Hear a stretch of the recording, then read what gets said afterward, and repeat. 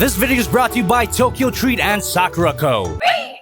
Hey, my name is Jobby, and we're looking at the MAFEX, the new Batman Adventures Batman, and the Revoltech Amazing Yamaguchi Arkham Knight. This is my first double review in a while, and the only similarity between these two characters are that they're both from Batman. No reason why I'm talking about the Caped Crusader this month. Weirdly enough, both of these figures of American characters come from Japan. Just like today's sponsor, Tokyo Treat and Sakura Co. Tokyo Treat is a monthly Japanese subscription box full of popular Japanese candy and snacks. Like Japan-exclusive Kit Kat, ramen, a bunch of popular stuff. And Sakura Co. is also a monthly Japanese subscription box, but with a focus on authentic, traditional Japanese snacks from Japan's local artisan snack makers. Plus one Japanese tableware a month. Both are delivered straight from Japan to your door. And both boxes have a different theme every month. These are the April boxes.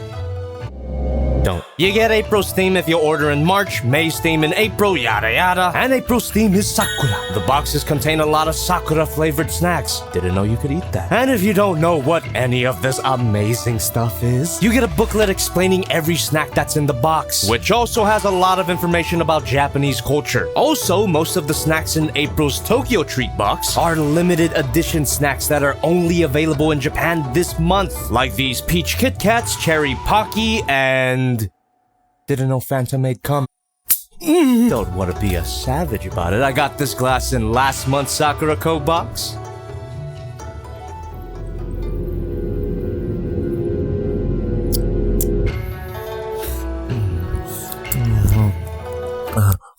That's really good.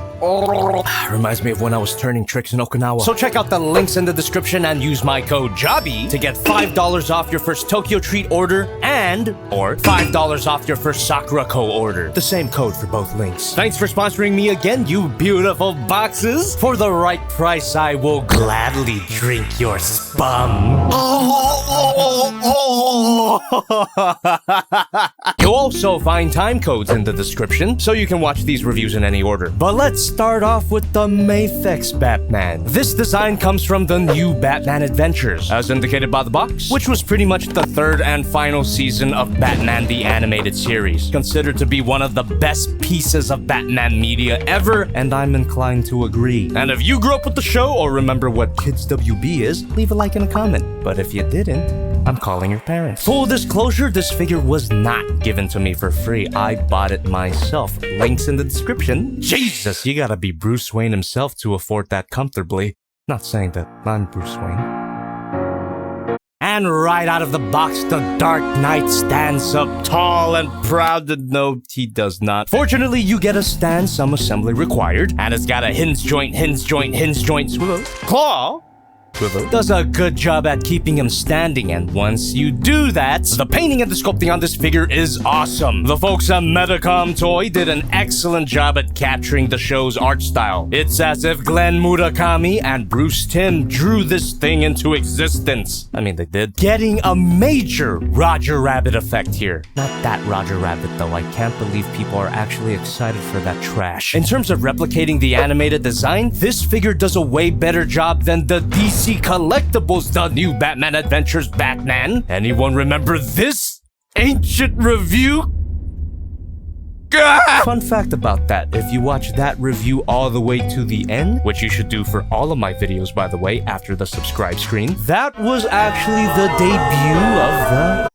That's what the point of the mask is. They really nailed the body sculpt here. It's simple, angular, blocky as it should be. Also means no bat booty, damn shame. But due to the hyper-articulated nature of the figure, there's some glaring and obvious joint cuts, which is fine, pretty standard for a posable figure of an organic character. Just gotta point it out because I've been reviewing Mecha this whole time. Doesn't really bother me. How could it when the head sculpt is excellent? Despite the iconic Batman stoic face, there's so much personality here. You could just hear the voice of Kevin Conroy. I don't have contact with Kevin Conroy. Best Batman, the coldest take ever. Now, I don't know if you guys knew this, but I'm about to drop a truth bomb on you. Batman is actually billionaire philanthropist Bruce Wayne. Sorry for the Batman spoilers. The Bruce Wayne head sculpt is super impressive. Those tiny, squinty eyes are really well painted. This is a perfect 3D recreation of a 2D design. Like Figma levels of translating a cartoon into the real world. Something about it is impressing me way more than the Batman head sculpt. But let's switch back to head because as we all know, Batman's the real character and Bruce Wayne is the mask. I will not be debating anybody, that is just a fact. Also, Batman doesn't kill.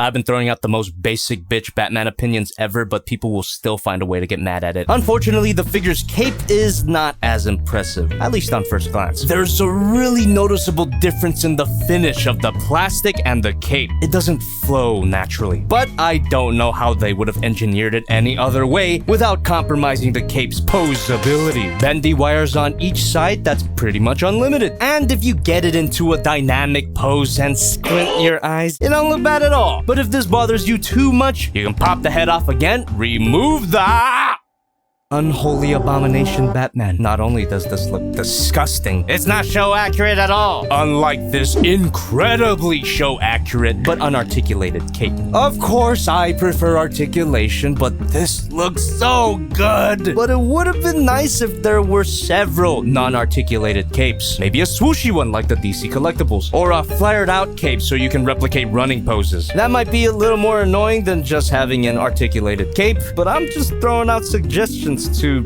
justify that cost a little more. Of course, we already talked about his stand. This guy wouldn't be standing without it. But you do get these random stand parts. Where the hell are these supposed to go? Is this half claw supposed to cradle his back cock? And you get a stand arm with no articulation. Both of the stands can plug into any of these holes. And this is virtually identical to the DC collectible stand. The only thing that's missing is an included model sheet, which I gotta emphasize, this is the spitting image of those drawings. As impressive as this display is, this ain't a boring statue. You get so much more display options. Take off the hands and there is some excess plastic there, which you can snip off pretty easily, but you shouldn't have to. And each of his hands are attached to this bracket. Very convenient, the pairs will not be separated, which I couldn't say about my marriage. In addition to the fists, you get a pair of open hands, relaxed hands, grabby hands, and split finger hands, which are able to hold this included grapple gun. Very cool looking. But a little word of warning, do not try to pose the grapple gun in any way. It's just a solid piece. But this really should have been a bendy wire. And maybe you could have gotten some smoke effects to plug into the base just to make it more convincing. Again, giving suggestions to justify the cost. I mean, seriously, you only get one batarang.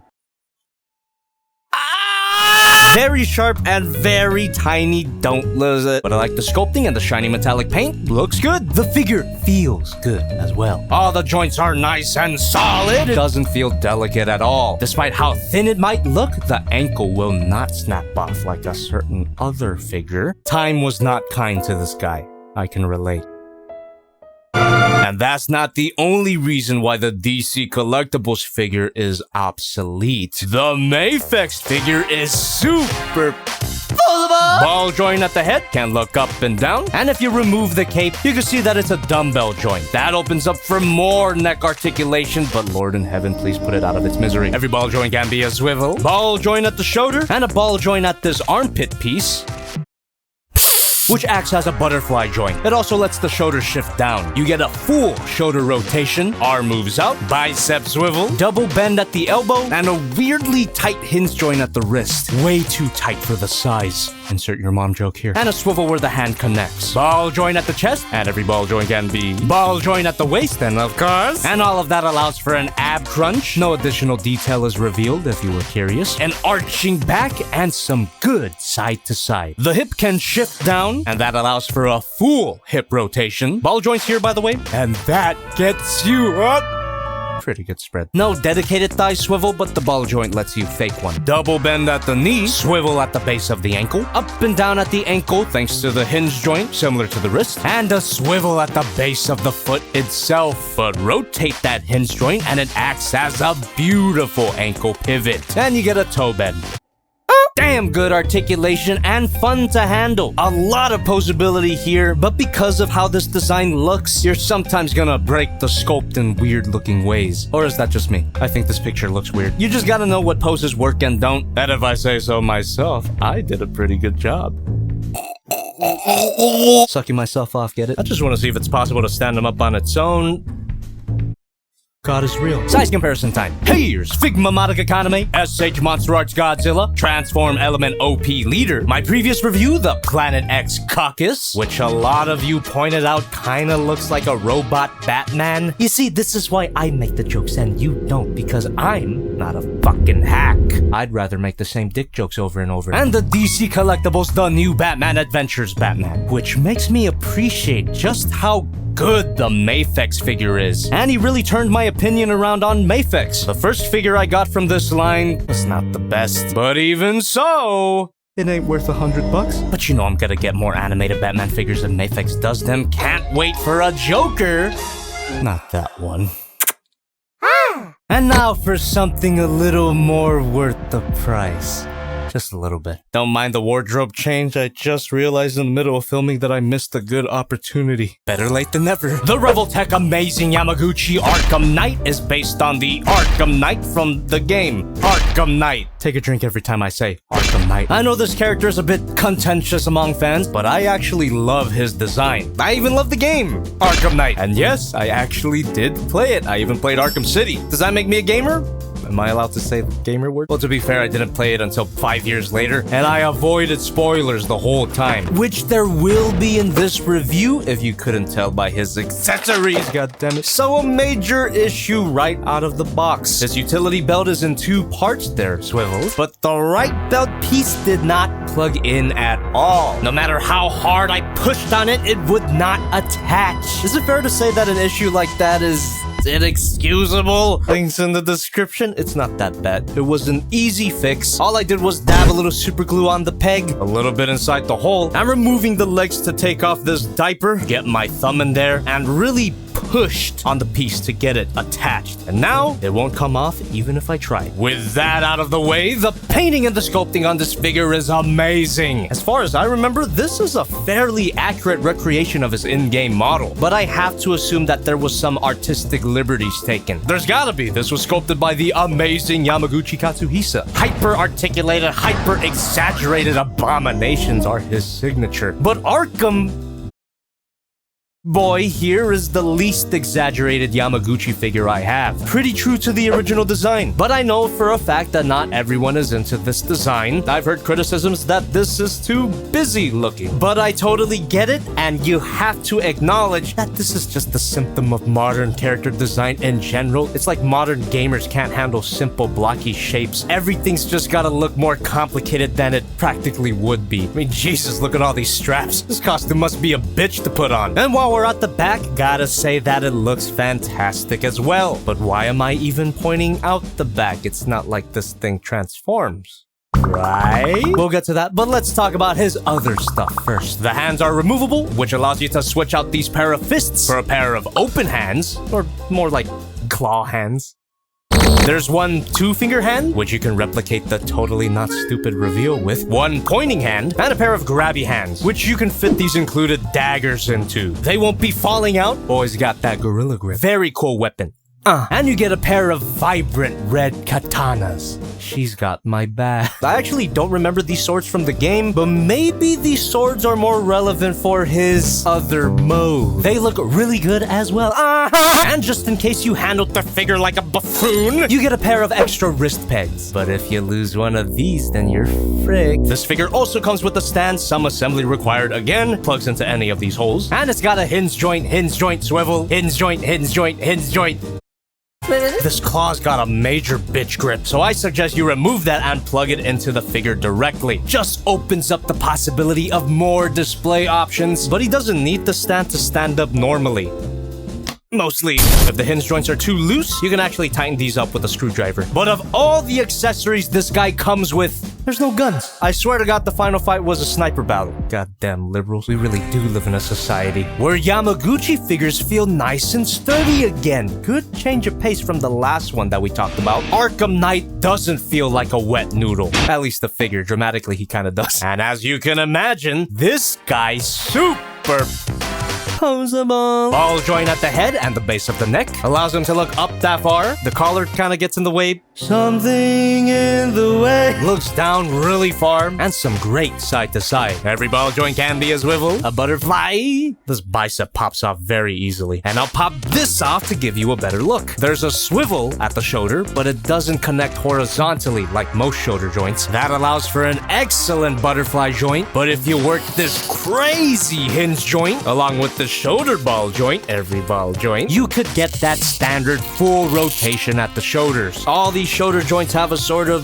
symbiotic relationship. Ball joint at the shoulder pad, you know. Biceps, fucking bitch. This is as annoying as the Arkham Knight. Where this hinge joint connects, there's an elbow swivel. Ball joint here, everybody. Allows for a nice double bend at the elbow. Swivel at the wrist, also a hinge joint. Rotate the hinge joint so the wrist can move in the other direction. Here's a better look if you're curious. Ball joint at the chest and a ball joint at the waist, which allows for an arching back and an excellent ab crunch. That reveals some new cloth detail at the back. Very good side to side. Of course, the utility belt parts can move up. Ball joint at the hips. And again, here's a better look. Nice and chunky ball joint. The legs kick up that far and move back that far. And the perfectly horizontal. You get a thigh swivel that's weirdly angled and pretty tight. Bend at the knee, and that's not even a double hinge joint. It bends so far because there's an indent at the back of the thigh. Pretty seamless. Knee pads are posable, pretty much the same as the wrists. There's a calf swivel and a calf pivot, and if you take off the boots, you can rotate that joint to make the calf move up and down instead. Swivel at the base of the ankle, a hinge joint that allows for up and down, a toe bend, ball joint at the base of the foot, which allows for a ridiculous ankle pivot. The articulation overall is ridiculous. There were so many joints here that it was kind of a bitch to describe. I hope it was clear enough for you. Size comparison time. Here's Monica, Godzilla, Prime, MAFEX, the new Batman Adventures Batman, and the Revoltech Amazing Yamaguchi Batman. Didn't even bother with that nightmare cape. This was also a good figure, but I really hope after this guy, Kyoto works on an Arkham Knight Batman. So usually I'd wrap up the review after the size comparison, but we're not done. Here's another spoiler warning for Arkham Knight and some royalty-free jazz? Yep.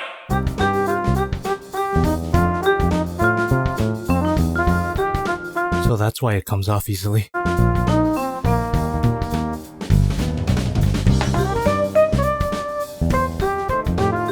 These parts are a bit hard to get off without dirty witch nails, so use a part separator. Also, don't lose them. Whoops.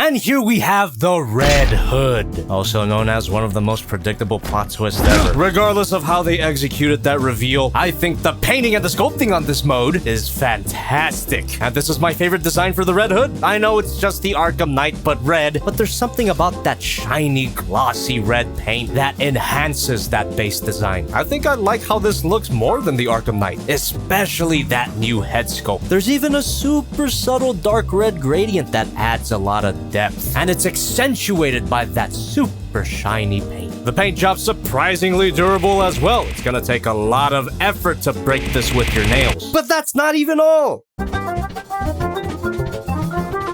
Could I count that as a speed run of a JobbytheHong transformation? Any percent? And I guess this is how he looks after Arkham Knight's story. That one DLC, I think, which I've actually never played. Gamer word privileges revoked. Again, there's really well done subtle shading. Really emphasizes his supple red hoodies. Oh! Big props to Kyoto for even giving you these conversion parts. They could have easily sold the red hood as a separate figure and charged another 100 for it. But if you wanted to display the Arkham Knight and the red hood together, you would have to buy 2 sets and never mind, fuck off. Of all the amazing Yamaguchi figures that I've reviewed, this one might just be my favorite. The only real complaint that I had was that loose utility belt, but I fixed it no problem. I guess time will tell if this holds up. I could already feel some looseness in the joints. But as he is now, yeah. Coincidentally, that's also the score I'd give the game. Let me know what you guys think of this new format. Tell me if you liked it or didn't. I know you guys don't like change. Single figure reviews are always gonna be a thing, so don't cry. Toby! Where's your other Arkham Knight review? Where did it go? That review will never see the light of day. Also, did you just say Bat Jobby? Like, Butt Jobby? But that's fucking genius, dude. Thanks, dude.